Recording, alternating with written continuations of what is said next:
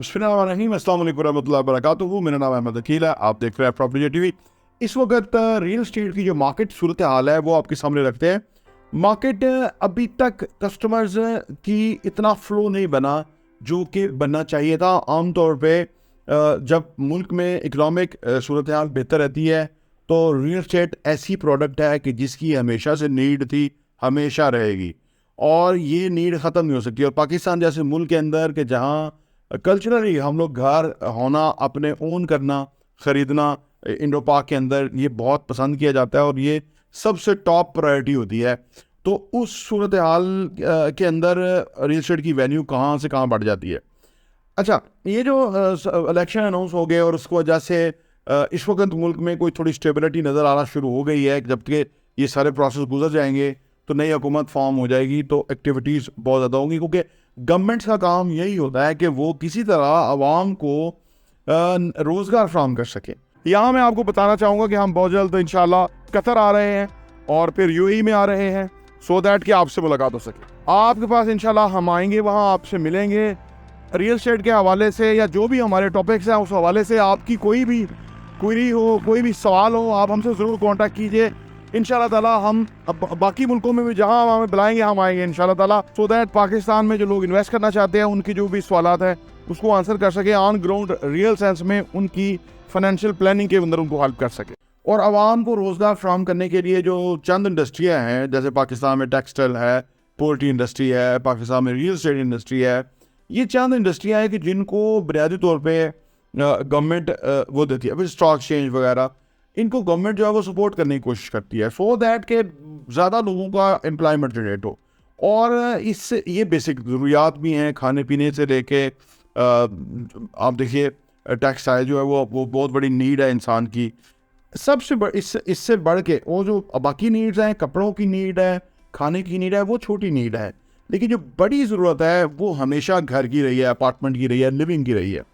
तो उसके लिए पाकिस्तान का स्कोप जो है वो किसी तरह कम नहीं हो रहा। अच्छा, अब सवाल ये पैदा होता है कि जब हर बंदे को, मोरलेस हर इन्वेस्टर को पता होता है कि जब के लोग कुछ खरीद ना रहे हों, रियल एस्टेट खरीद ना रहे हों, तो उस वक्त ख़रीदना चाहिए, और जब लोग ख़रीद रहे हों उस वक्त बेचना चाहिए। इसमें आप बहुत कमा सकते हैं। आमतौर पे जो ये कॉन्सेप्ट तो समझते हैं, लेकिन यहाँ एक बारीक लाइन ये है कि कब वो टाइम शुरू होगा कि जब कोई लोग ख़रीदना शुरू करेंगे। ये बहुत सेंसिटिव है।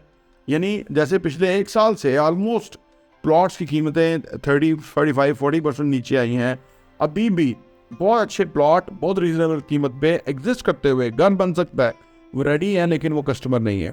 अब असल में ये सूरत ये होती है कि दो तरह की फोर्सेज है जो रियल एस्टेट इंडस्ट्री में काम करती है।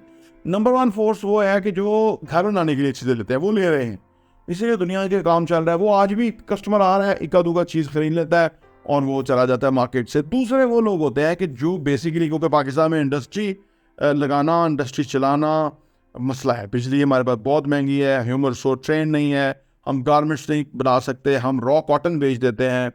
ये तो पाकिस्तान में इंडस्ट्री बहुत डिफ़िकल्ट है। लोग कहते हैं कि इंडस्ट्री लगनी चाहिए तो वो उससे मुल्क तरक्की कर रहा है, वो ठीक कह रहे हैं। लेकिन आप चाइना की मिसाल लीजिए। चाइना के अंदर जो कंस्ट्रक्शन इंडस्ट्री है वो बेसिकली 29% उनकी जो टोटल जीडीपी है, जो कि $120 ट्रिलियन की जीडीपी है, उसमें 29% हिस्सा कंस्ट्रक्शन इंडस्ट्री का है। तो इसका मतलब ये है कि आज के दौर के अंदर ये जो इंडस्ट्री है ये सबसे बड़ी इंडस्ट्री है, ये सबसे ज़्यादा तरक्की करने के अंदर हेल्प कर सकती है। तो लिहाजा ये भी एक इंडस्ट्री है कि जिसके अंदर अपार्टमेंट बन रहे हैं, घर बन रहे हैं, बिजनेस बन रहे हैं, यानी शॉप्स बन रहे हैं, ऑफिस बन रहे हैं, और वहाँ फिर चीज़ें प्रोड्यूस होंगी, चीज़ें बनेगी। जबकि हम बिजली सस्ती नहीं कर पाएंगे तब तक हम, आप सोचिए कि हम दूसरी इंडस्ट्री में हमारे लिए वो फिजिबल नहीं रहती, या और जैसे पेट्रोल है, ये कीमतें नीचे नहीं आएंगी तो वो कैसे चीज़ें बनेगी। तो इसलिए हमारा बहुत बड़ा डिलेमा और प्रॉब्लम है कि हम बाकी इंडस्ट्रियों में कंपैटिबल नहीं हो सकते दुनिया के मुकाबले में। लेकिन ये ज़रूरत, जो हाउसिंग की ज़रूरत है, ये पाकिस्तान ने पाकिस्तानियों के लिए करनी है। बाहर से कंपनियाँ आई जैसे इमार वगैरह ही, वो कामयाब नहीं हो सकी, ज़्यादा कामयाब नहीं हो सकी।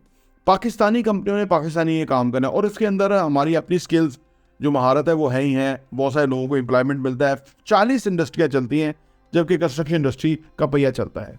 तो इसका मतलब यह है कि यहाँ से बहुत ज़्यादा लोगों को रोज़गार मिल रहा है। अब आ जाइए कि इस वक्त मार्केट की सूरत हाल है वो क्या है।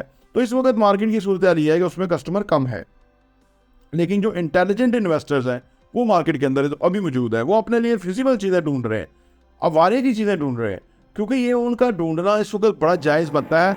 तो इस वक्त जो मार्केट में अगर आप आएंगे और आपको बहुत वारे में रीजनेबल चीज़ें मिल जाएंगी, इस वक्त अगर आपने चीज़ें उठा लेंगे तो आने वाले 3-4 महीनों के बाद, जो कि जबकि गवर्नमेंट चेंज होगी, इलेक्शन हो जाएंगे, सूरत बदल जाएगी, तो डेफिनेट आपकी चीज़ बहुत बहुत महंगी होगी और आप उस पर मैक्सिमम गेन हासिल कर सकेंगे।